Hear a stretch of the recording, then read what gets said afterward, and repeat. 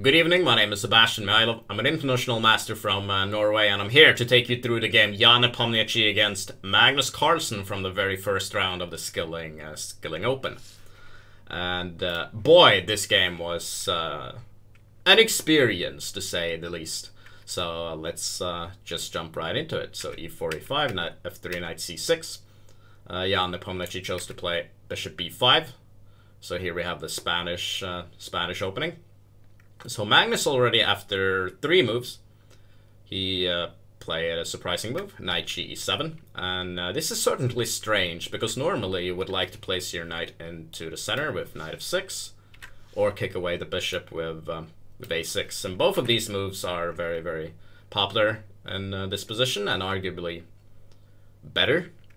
But I'm sure Magnus had something in mind, and that he had looked at this beforehand.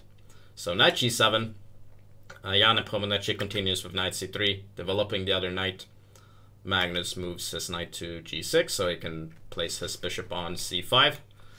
But Nepomniachtchi stops this with d4. He already strikes in the center, which is a very good move. And after takes, I must say that I do like Ian's position here. He has good control over the center. Bishop c5, bishop e3. And Ian is getting ready to castle long with the queen d2 and castle in the near future. So Magnus he takes, and Ian takes back. And I did take a look, and apparently Magnus's move with the queen g5 is a first timer in this position. Certainly an interesting move, attacking opponent g2, but this is easy to defend with g3. Queen takes, knight takes d4, queen takes d4. We can also look at the bar here on this on the left side, and indeed, white has a nice position because of the control of the center. So knight e5, black is threatening to play knight f3. A very nasty fork, but it's easily dodged by Ian, who played bishop e2, protecting against knight f3, and he's also threatening to play f4, attacking both the queen on g5 and the knight on e5. So Magnus moves back, Ian moves his queen, and d6, opening up for the diagonal. Knight d5, attacking c7, and the only move really is to play queen d8. And this is looking scary. It's looking scarier now for black than it did earlier. Ian plays queen c3, he's attacking on g7, castles, and well, white is getting ready to attack the king side here with h4, h5, h6, possibly coming, or g4, f4 could come even. And it's not so simple for black to start his attack on the queen side here. But Magnus plays rook e8, f3, bishop e6. All very natural moves here from Magnus. He finally has his bishop developed here. Bishop e5, bishop d7, protects the knight, and h4. Ian is going all in, and that's certainly a very good move too. And a6 from Magnus. And here Ian makes a slight error. I think a better move would have been to play bishop e2, because when he plays bishop a4, he gives Magnus b5 with a tempo, and that's a very, very good for Magnus, because now he actually gets his attack going, and his pawns are now faster than Ian's pawns on the king side, which would have been decisive. We'll see why soon. Of course, I'm still mind blown of what happened later in the game, but we'll get to that soon enough. So a3. b4 here is a very good pawn sacrifice from Magnus. He wants to open up the a file. Takes, knight takes, queen takes. This is looking dangerous for black now. For white, I mean. Sorry. Black finally has an attack. So bishop e6, takes, and we have a very dynamic position on our hands here where it could go wrong for either color. Queen c3.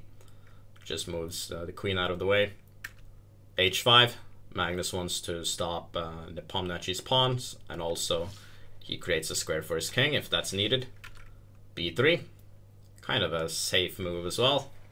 In the near future, the king could maybe go to b2 and the rook could come to a1. Rook g6, f4. Rook a6. Another plan could be to put the rook on c6 to attack against c2. King b2, there you go. And Magnus played rook e6. And it's already looking better for Jan, I must say. e5 probably would have been a very strong move. But Jan also plays the logical queen c4. Queen f6 check, c3. Rook a8. Rook e1. Queen e7. Some more pressure against d4. Rook d5. And that is the actually a decisive blunder, rook d5. Which is kind of crazy, because it's such a natural move, attacking the pawn on h5. A better move would have been maybe to play something like queen c6. But it's not so simple after rook b8. Black has a lot of compensation. The position is very complicated. And I wouldn't be very, very happy with the white here. So, but we go back to rook d5, and here Magnus plays the incredible move c6, attacking the rook. And not only that, more importantly, is opening up for queen a7. And after queen a7, either queen a2 or queen f2 check could come with blasting effect, to say the least. So if Nepomniachtchi would have taken that pawn with queen takes c6, which is a very natural move, then queen a7 will come, threatening queen a2 or queen f2. For example, king c2, queen f2, king d3. Bear in mind that white's attacking black's rook, so maybe rook e8, but then... No, rook e8, I'm sorry. The main point being rook c8, and this is just way too dangerous for white, with also queen takes g3 coming. So queen takes c6 would have lost, so Jan, he decided to play rook d4.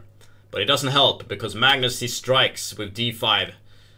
Queen e2, queen a3, king c2, queen a2 check, king d3, queen takes b3. It's all falling apart for Jan here. It's far, far too dangerous. And after queen c2, the absolute shocker happens.